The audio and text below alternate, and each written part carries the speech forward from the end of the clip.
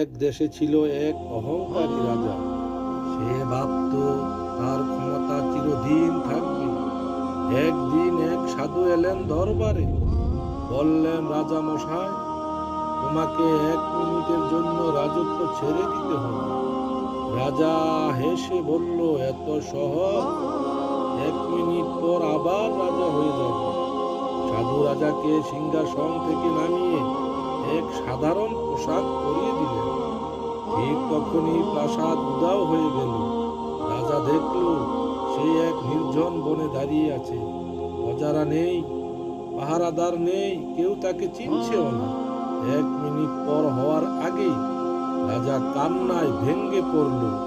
আমার রাজত্ব ফিরিয়ে দিন, আমি আর অহংকার করব না। সাধু হেসে বললেন, রাজা, আজ তুমি বুঝলে ক্ষমতা চিরস্থায়ী নয়, প্রজাদের ভালোবাসাই আসল শক্তি। এরপর থেকে রাজা মশাই বদলে গেলেন। সে প্রজাদের ভালোবাসায় সত্যি